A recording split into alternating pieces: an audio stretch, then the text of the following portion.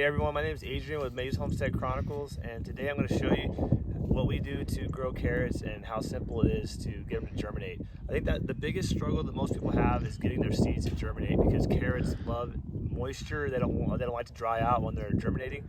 And so I'm going to show you just how easy it is to do that, okay? If you've ever had issues with carrots germinating and just getting carrots to grow properly, put that down in the comment section and I'd love to talk about that with you, okay? If you have any questions at all throughout this video, please don't hesitate to ask.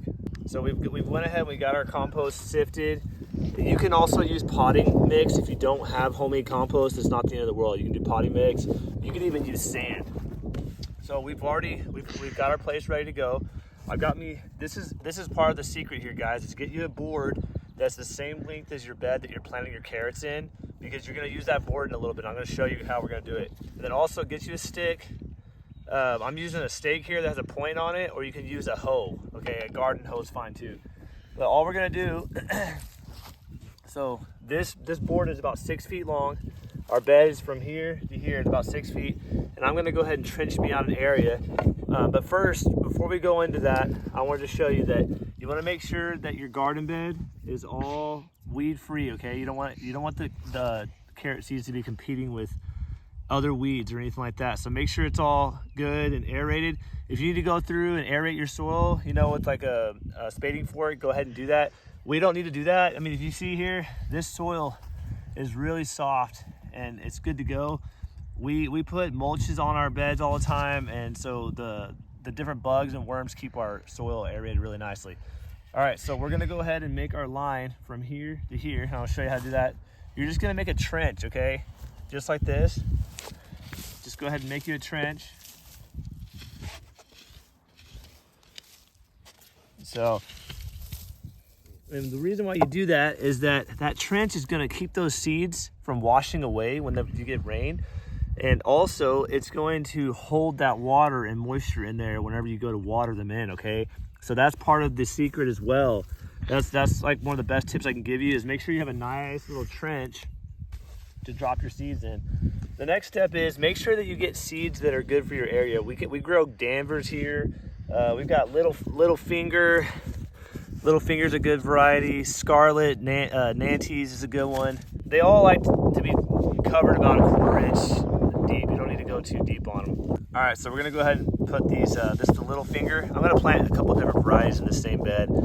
So we're gonna go ahead and get the little finger ready. And the thing about these, don't be so conservative when it comes to planting these. You know, you wanna be a little bit liberal, because the germination on these is, it's not as good as other seeds. So just go through, drop them in a line all the way through there, pretty generously.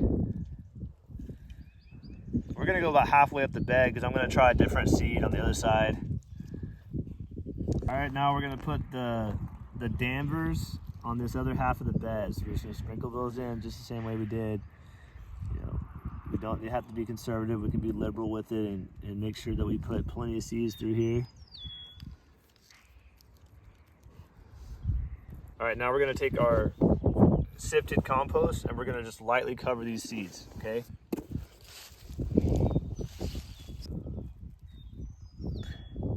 All right, like I said earlier, just do about 1/4 inch deep. So I'm just going through real lightly. And if it's not perfect, it's okay. All right.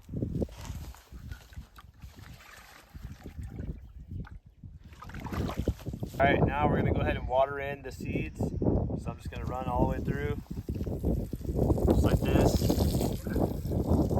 Maybe like 2, 3 times, 4 times. And just make sure you don't stay in one spot too long, because you can wash out the seeds a lot easier that way. All right, so now we are ready to go. It's watered, it's got the compost on it, it's covered. And now we're gonna take our board and we're gonna set the board right on top of that row. Right on top of the row, just like that. And you're gonna leave that. You know, carrots take a little while to germinate, so leave the board on top. I would suggest coming and checking it every day. If you turn it over and it feels a little bit dry, give it another water, okay? It's not gonna hurt them one bit. They love water, they love being moist. That's one of the biggest problems that people have, is the bed drying out and then the seeds don't germinate. So as long as you have plenty of moisture, you're good to go. The board is gonna hold that moisture in. It doesn't need sunlight when it's germinating. It does just fine.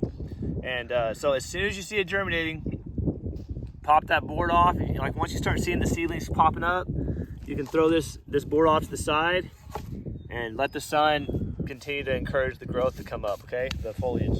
If you enjoyed the video, as always, give it a thumbs up and subscribe if you haven't already, and we'll see you in the next one, okay? Bye-bye.